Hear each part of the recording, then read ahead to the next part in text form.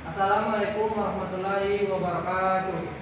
Waalaikumsalam warahmatullahi wabarakatuh. Bagaimana kabarnya anak-anak? Alhamdulillah luar biasa. Allahu Akbar. Baiklah, sebelum kita memulai pelajaran, alangkah baiknya kita berdoa dulu. Untuk komitinya dipersilakan untuk memimpin doa. Baiklah, sebelum kita mulai pelajaran kita pada pagi hari ini, maka baik kita berdoa dulu dan berdoa di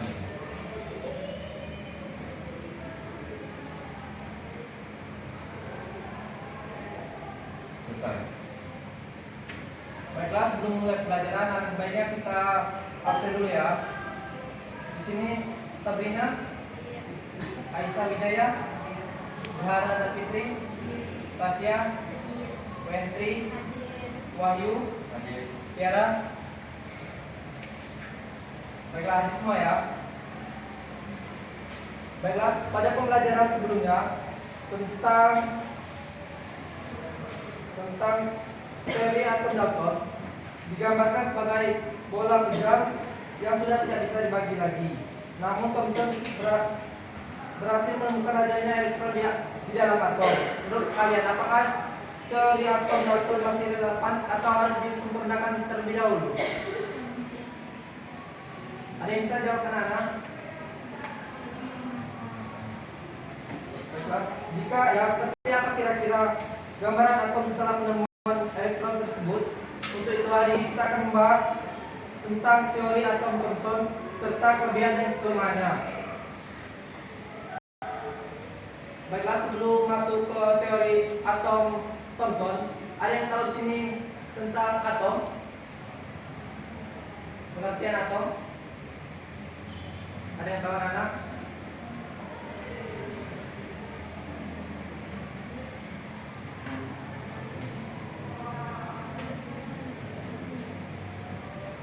Sabrina, silakan. Ya, betul sekali ya. Adalah unit terkecil dari suatu materi yang tidak dapat dibagi lagi. Nah, untuk itu Bapak ada contoh untuk mengamati gambar atom model plum atau kismis menurut atom Thomson.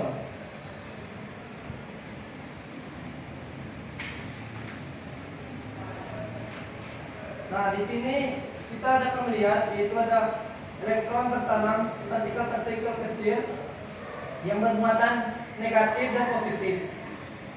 Kenetralan atom bersifat netral karena jumlah muatan positif dan negatif itu sama, sehingga mengimbangi. Penemuan elektron Thomson menemukan elektron melalui percobaan sinar katode yang membuktikan bahwa atom merupakan bagian terkecil yang tidak bisa dibagi lagi. Nah, untuk itu kita dapat sebelumnya apa sih itu latar belakang dari atom Thomson? Menurut Thomson, Dalton menyatakan atom adalah partikel terkecil. Nah, pada tahun 1897, J.J. Thomson menemukan elektron melalui percobaan tabung sinar katode yang membuktikan bahwa atom dapat dibagi lagi menjadi partikel subatomik.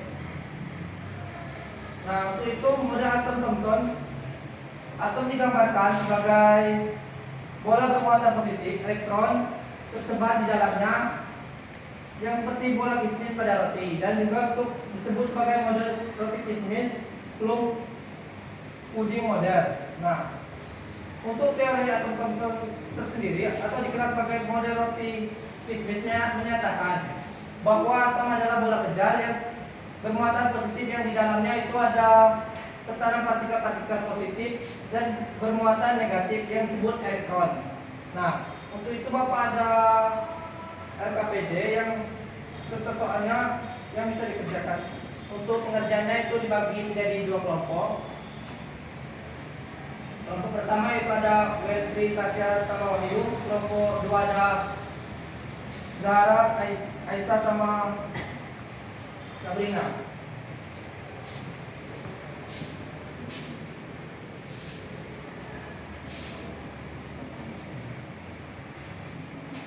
Untuk anak-anak, untuk pengerjaan soalnya itu Bapak kasih waktu 10 menit ya. Kalau ada yang tidak tahu boleh ditanyakan, atau yang kurang jelas boleh ditanyakan ke Bapak ya.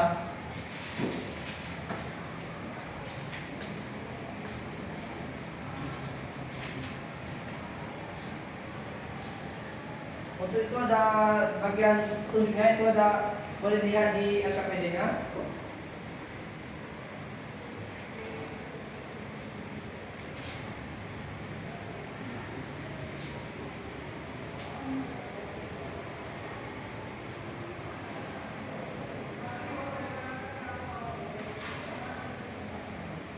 Apa ada saudara?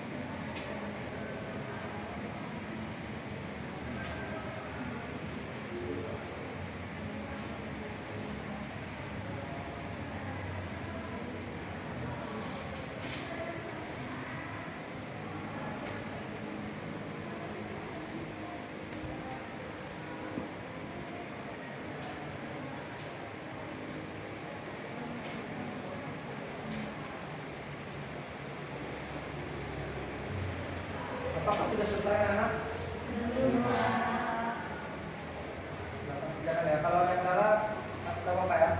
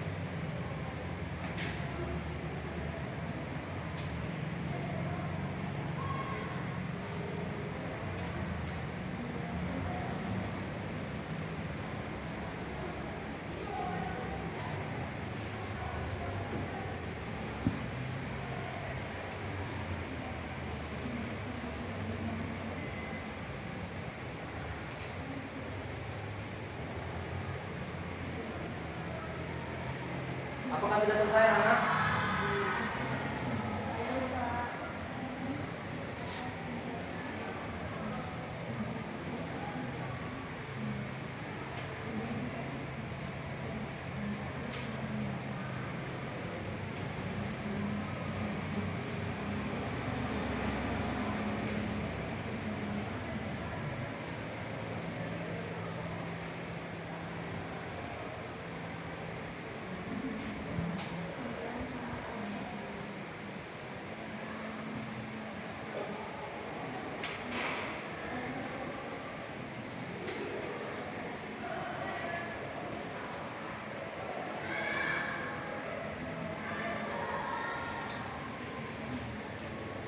Sudah selesai anak?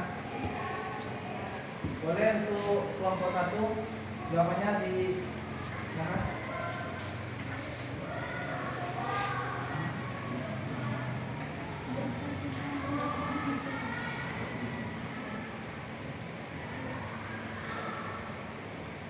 Oke, nomor 1, jelaskan model atom kontrol dengan menggunakan analogi roti kismis. Roti kismis menggambarkan atom sebagai bola positif dengan elektron tersebar di dalamnya. Dan nomor 2, jelaskan pokok-pokok teori atom Thomson. Atom berbentuk bola bermuatan positif. Elektron yang bermuatan negatif tersebar merata di dalam bola positif. Dan untuk nomor 3, sebutkan minimal 2 kelebihan teori atom Thomson. Yang pertama yaitu menjelaskan keberadaan elektron, dan yang kedua itu menunjukkan atom bersifat netral. Dan nomor 4, sebutkan minimal 2 kelemahan teori atom Thomson. Untuk yang pertama itu tidak bisa menjelaskan adanya inti atom, dan yang kedua tidak sesuai hasil percobaan hamburan sinar alfa oleh Rutherford. Untuk yang kedua boleh silakan jawabannya. Yang pertama, menurut Thomson atom adalah berjenis adalah bola padat yang bermuatan positif dengan elektron bermuatan negatif yang tersebar di dalamnya seperti roti biskuit. Lalu yang kedua, atom adalah bola pedang bermuatan positif dengan elektron bermuatan negatif yang tertanam di dalamnya. Lalu adanya muatan-muatan sebagai partikel yaitu yang bermuatan negatif. Lalu yang ketiga, menunjukkan adanya muatan elektron sebagai partikel bermuatan negatif, menjelaskan bahwa atom bersifat netral. Lalu yang keempat, tidak dapat menjelaskan inti atom dan susunannya. Lalu setelah menjelaskan stabilitas atom. Oke, terima kasih. Baiklah, untuk jawabannya itu semua ya. Untuk yang pertama itu ada jelaskan model atom Thomson dengan menggunakan analogi bisnis. Teori atom Thomson atau dikenal sebagai model bisnis menyatakan bahwa atom adalah bola kecil yang bermuatan positif yang di dalamnya tertanam partikel-partikel positif dan partikel negatif yang disebut elektron. Model ini mengakui adanya partikel subatomik dan menjelaskan kenetralan atom dengan adanya muatan positif dan muatan negatif. Nah, untuk yang nomor 2 itu ada jelaskan pokok-pokok teori atom Thomson, yang itu adalah atom sebagai bola kecil, atom digambarkan sebagai bola padat yang bermuatan positif. Nah, untuk yang ketiga itu ada sebutkan minimal 2 kelebihan teori atom Thomson. Kelebihan atom Thomson yaitu dapat membuktikan atom bukan partikel atau invisible, menunjukkan bahwa atom masih bisa dibagi menjadi partikel subatomik. Yang kedua itu ada menjelaskan sifat netral atom karena ada keseimbangan antara muatan positif dan muatan negatif. Yang ketiga itu menjadi dasar bagi model atom berikutnya. Untuk kelemahan dari teori atom sendiri yaitu ada tidak dapat menjelaskan hasil percobaan hamburan, itu kata 01 tadi. Yang kedua itu tidak dapat menjelaskan spektrum garis atom. Yang ketiga itu ada menganggap elektron diam. Dalam kenyataannya elektron bergerak seperti mengelilingi inti. Nah, untuk selanjutnya itu ada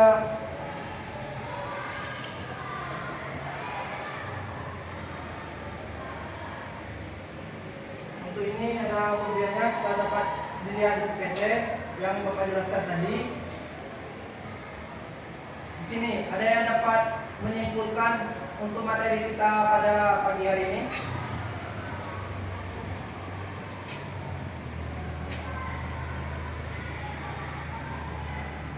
Ada yang bisa menyimpulkan, anak-anak?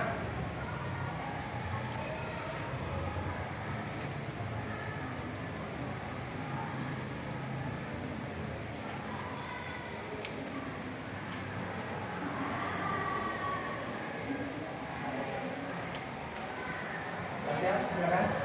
Jadi model atom Thomson itu bisa kita analogikan sebagai roti bisnis yang digambarkan atom itu sebagai bola positif dengan elektron tersebar di dalamnya.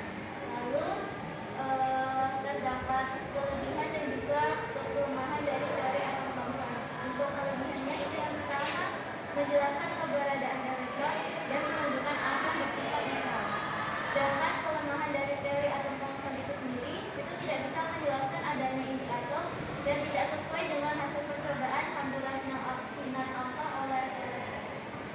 Ya betul sekali. Untuk kesimpulannya itu sendiri,